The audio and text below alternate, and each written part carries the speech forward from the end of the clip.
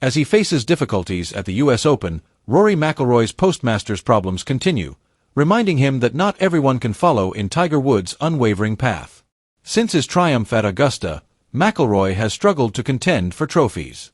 The 36-year-old missed the cut at his most recent tournament, the Canadian Open, and was 14 strokes behind Scottie Scheffler at last month's PGA Championship. McIlroy, who has been struggling at the US Open, just made the cut after finishing the second round at 6 over par. On Friday, his frustration was evident as he threw a club and destroyed a tee box before finishing his second round. At Oakmont, Shane Lowry also had trouble, missing the cut following a careless mistake. Johnny Miller, a two-time major winner who won the US Open at Oakmont in 1973, offered his thoughts on McIlroy's performance. He made reference to Woods' relentless quest for majors during his heyday, when he had already won 15 titles. Miller added of McIlroy, he had a little letdown, according to the Belfast Telegraph. I believe he was thinking, "Wow, I did it. It's challenging to get back to your former self."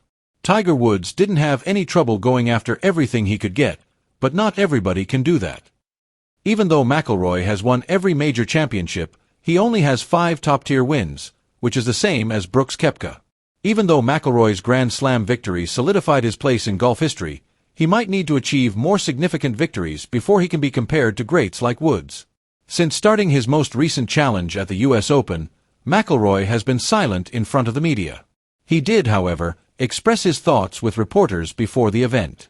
Referring to Oakmont, the site of the US Open, as a big brute of a golf course, the 36-year-old reflected on his experience playing and practicing there. "Last Monday felt impossible. I birdied the last 2 holes for 81, McIlroy said of his practice performance. "I didn't feel like I played too poorly, and it felt really good.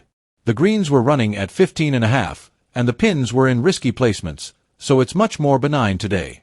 It was almost impossible," McIlroy said, talking about his downturn after winning the Masters. "You have to appreciate that. You must take pleasure in your recent accomplishment. I feel like I'm still doing it, and I'm going to keep doing that.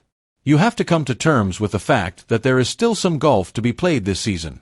Weeks like Quail Hollow at the PGA Championship, or even weeks like last week, it makes it easier to reset in some way, to be like, okay, I sort of need to get my stuff together here and get back to the process."